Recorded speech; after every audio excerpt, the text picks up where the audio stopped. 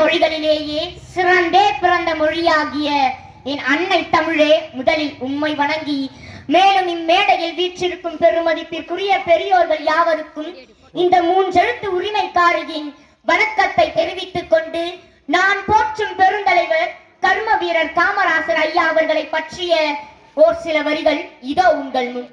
விருதுநகரின் வீரரே, வியக்க வைத்த விந்தையே, படிக்காத மேதையே, பல ஆயிரம் பள்ளிகளை பகிர்ந்த பகுத்தறிவு பகலவரே, எளிமையின் ஏகாந்தமே, ஏற்றத்தை கண்டோம் ஐயா உம்மாலே, மதிய உணவளித்த மனித நேயமே, மக்களின் துடைத்த மக்கள் செல்வரே, கரை வேட்டி கட்டிய போதும் கரைப்படியாத கரங்களை யாவும் கரங்கள், தமிழனை தரணிக்கு அரங்கேற்றிய தன்மான சிங்கமே, தென்னகத்து தென்றலே, உம்மால் வடக்கையும் வெற்றிகளை குவிய செய்தீரையா, பாமரனின் பங்காளரே, என் பண்பிற்கினிய பாரத ரத்னாவே, செவிக்குணவு இல்லாத போதும் சிறிது வயிற்றுணவை இயச் சொன்னார் நம் வள்ளுவ பெருந்தகை.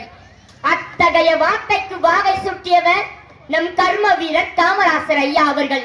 ஆம், சிறார்களின் வயிற்றுக்கு உணவிட்டு பின் செவிக்குணவு வழங்கச் செய்து கல்லாதார் இல்லை எனும் சமுதாயம் உருவாக அவதரித்த கடவுளவர். ஆங்கோர் ஏழைக்கு எழுத்தறிவித்தல் புண்ணியம் என்றார் பார் போற்றும் பாரதி.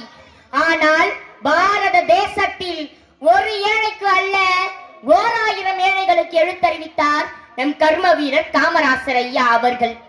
குலக்கல்வி திட்டத்தை நீக்கி இலவச கல்வி கொள்கை வழங்கி கல்வி கண் திறந்து மாசற்ற மாணிக்கமாய் திகழ்ந்தவர் நம் ஐயா அவர்கள். கள்ளமில்லா வெள்ளை மனம் கொண்டவரை, கதராடை அணிந்த கர்ம வீரரை, சொல்லிலடங்கா மக்கள் செல்வரின் புகழை சொல்லவும் கேட்கவும் சுகம்தானே.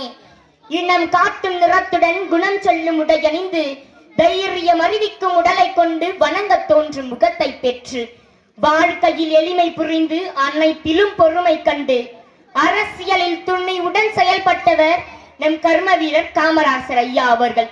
முழந்துண்டு சட்டைக்கும் முதலில்லா தொழிலாளியாய் திகழ்ந்தவர் நம் ஐயா அவர்கள். முழந்துண்டு சட்டைக்கும் முதலில்லா தொழிலாளியாய் திகழ்ந்தவர் நம் ஐயா அவர்கள்.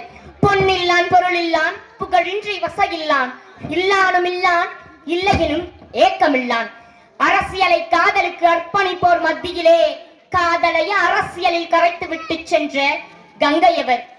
என் அன்பு தோழமைகளே, இத்தகைய பெருமைக்குரிய பெருந்தலைவரை போற்றி பின்பற்றி நாமும் அவர் வழி நடந்திடுவோம் என இந்நன்னாளில் உறுதியேற்போம் என கூறிக்கொண்டு, முயற்சி என்ற விதையை விதைத்துக் கொண்டே இருப்போம். முளைத்தால் மரம், இல்லை என்றால் மண்ணிற்கு உரமாவோம். வாய்ப்பளித்தமைக்கு நன்றி கூறி விடைபெறுகிறேன். நன்றி, வணக்கம். மிக்க நன்றி. சிறப்பாக உரையாற்றிய நம்முடைய மண்ணின் மைந்து மகளுக்கு மறுபடியும் நம்ம கிராமத்தின் சார்பாக நன்றியை தெரிவித்துக் கொள்கிறோம்.